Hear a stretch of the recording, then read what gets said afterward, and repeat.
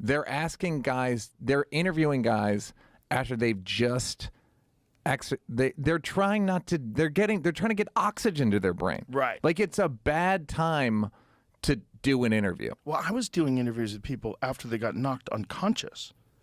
And do you feel, are you kind of like, do you not like it? It's not a good time to interview people. They make mistakes because, like, you just had your brain shut off. Like, so maybe they think they want to fight, or maybe they think something. They don't know what the fuck just happened. And there's varying degrees of that. Like, you can pretend, oh, he knows he's playing dumb.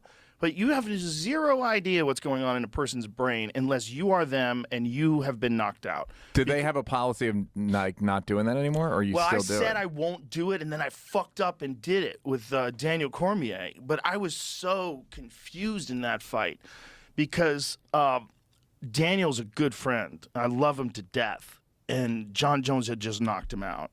And I was in this state. Is this recent or no? No, this was a few years back. Yeah. I haven't done any like knockouts interviews since, but I think I did a couple of TKOs, and I think it's a judgment call. Like there's sometimes when the guy's getting fucked up, but it's really like he's just beaten, he's getting his legs kicked and punched, and the referee comes and stops the fight, but he's okay. Like he just got fucked up. He's not out cold. But sometimes guys get knocked out cold, and when they get knocked out cold, like ooh, you don't really know because they went away. Yeah. And then they come back. Yeah. And they're in an arena for fine. some reason. Yeah. Some guys are fine and they handle it with grace and dignity. And, you know, they're amazing at it. And that's also depending upon that knockout versus a different knockout. Like, what happened to you that day? Like, how bad did you get beat up before you got knocked out? Was it just one punch? Was it a kick to the head? Is a kick to the head worse than a punch to the head? Even though both knock you out, the force of a kick is way higher. So you don't really know. You don't really know until you're talking to them, and I don't think you really will ever know because a lot of people can talk on autopilot, and then they'll tell you, like, they go back. I don't remember talking to you. Yeah, they go back to the dressing room. They have no idea they fought, and then they're in the hospital room afterwards. They don't know what happened, and they lose like hours of the night. It's really common. Yeah. So to ask them to, but I think you're smart.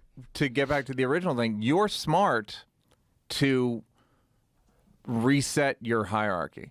Yes. Where you're fucking exhausted and you want to just breathe and get your body back to like a and you still have all that like exercise drain / tingle. There's that too. There's like you exhaust yourself, which I think is very good for you. My brother Kevin relieves you of the stress. Used to jog every day to run the Brennan out of him. Like, we got bad shit in us. I have to run it out of me. That's hilarious. It's fucking very funny. And but that's a smart approach.